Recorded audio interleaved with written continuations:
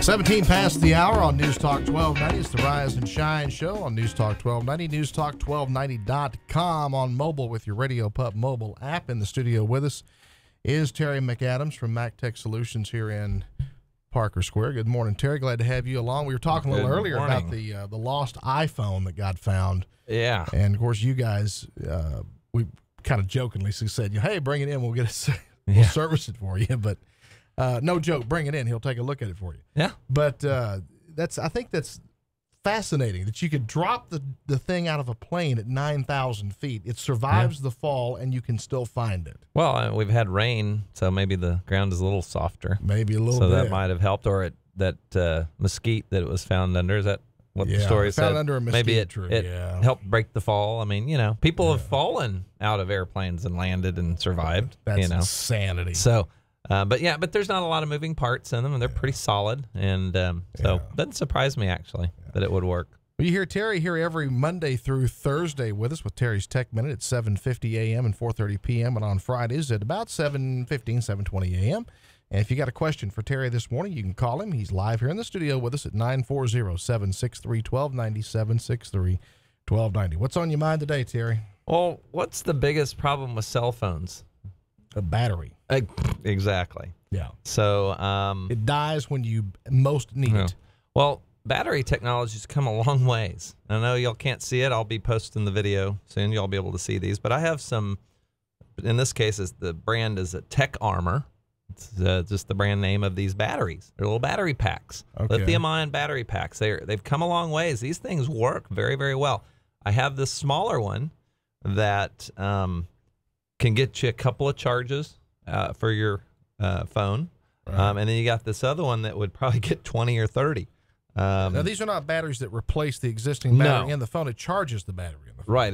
You plug it in just like you do instead of plugging a charger into the wall and then you plug your phone into the charger. Right. This is your charger, and it's standalone. You charge it up the same way you do your phone, and then you take it with you and have it with you. It's portable power. Basically. Portable power, yeah. And they're using them for a lot of things now. They're starting to use them. A lot of devices are being able to be charged by USB, and that's what these do. And in the case of this one, there's a tablet port and a phone port, because tablets generally need more power to charge, and the phone port doesn't need quite as much. But in any case, these are very handy. Now, the two that I have here, I have one that's a 12,000 milliamp hour battery. And then the smaller one is a 3,000 milliamp hour. Now, so what does that mean, a milliamp? What is that? How does that? Milliamp hour, it's how much current over a period of time, but basically it's quite a bit of power, really, in the long run when it comes to small devices. And like I said, this one I was able to get 2 charges out of it, the smaller one, the 3,000. Let's see, the larger one is 12,000, so I guess that would be 4 times. So that'd be 8 charges. Well, these are real handy, especially if you're traveling or on the road. If you, for whatever reason, if you've got too much stuff already plugged into the power outlets in the car, and you still need to charge a phone, you can. Right, I think those usually you can work it out. But it's if you're in a meeting and you're away from power. A lot of times you don't have power right where you're at, especially in a lot of older airports. They haven't updated them to have the charging ports available to you. Speaking of charging, and I've seen these, but I've never owned one, and I don't understand how they work, so maybe you can explain to me. The charge pads, you just lay the phone on it, and it charges wirelessly. Right. How the heck does that work? Well, essentially, you have, first of all, you either have to have a case that supports it, or the feature has to be built into the phone.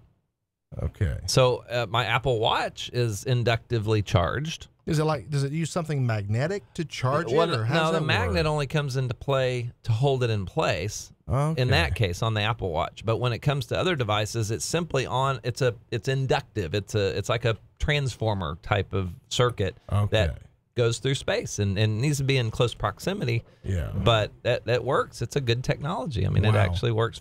I think there's got to be some loss, though, quite honestly. But you know, I had a customer a few months ago come in. I think Cadillac actually has that built into the console on their cars. You got to be kidding me. Yeah, so there's like 2 or 3 different standards for it. I looked it up. I had to learn about it that day. And so as long as you have a case on an iPhone, and I don't know how many Android devices actually support it internally, but most of the time you do need a case that supports it. Yeah. Just get one of those types of cases, put it on your phone, and then you walk in, or I should say get into your vehicle in that case and just throw it into that console. So well, that's pretty interesting. It really is. Terry McAdams, MacTech Solutions, in the studio. 940-763-1290 is the number if you've got a question for Terry this morning. On the issue of, real quick if we can here, I want to shift gears a moment. Sure. On the issue of security and cybersecurity. And I'll tell you, we've got a call here. We'll take a call real quick. And, if we have time, I want to ask you a quick question about that. Caller, you're on the air with Terry McAdams, Mike Hendren, the Rise and Shine Show. Yeah, I was wondering, why is Microsoft pushing this free Windows 10 thing? And why is YouTube telling me that I'm using an old browser that won't be supported? Click here to update. You click here to update. It says you're using the latest one. What's going on with all this stuff? Well, at least let me address the first one, Microsoft. Obviously, they want to push the new products because they can make money on it. They want to keep, selling a newer thing. It takes Microsoft a lot longer than Apple to come up with an operating system, and they realized that Windows 8 and 8.1 was not exactly what they wanted. The customers didn't respond well to it, and so they've gone back to the drawing board and redesigned it. And so they're offering it free only if you purchase Windows 8.1 now or a computer that came with it. It's really not free. You're still going to pay for it in some way or another. But it's basically a Windows 7 computer, and they're offering it on that. And somebody told me that Windows 7 was the best one they'd ever come up with, but I don't know. Right. I think that's the Windows XP was very good, then everything in between was no good. And then when Windows 7 finally came out, it fixed all those problems. And now we've got Windows 10 supposed to be good. But, of course, they're trying to fix things and trying to get away and make security better. I mean, it's related to that. Now, on the other browser issue, I would have to see the specifics of that and be able to guide you there. So. Oh, okay. So, all right. Well, thanks a lot. Well, thanks for the call. Again, 940-763-1290. We got about a minute left here, a little over a minute. On the security issues, I've seen a lot of chatter online about people finding devices attached to like gas pumps where you pay at the pump, ATM machines. What do you have any clue what's going on here? Someone's actually attaching some kind of a skimmer. There's skimmers, they're small, very small devices. Obviously electronics is so small now you can make it into a device that just kind of fits over, and most people wouldn't notice it unless you knew what you were looking for. Right. But yeah, that's it. They're skimming basically capturing the information on the magnetic card stripe, and so by October.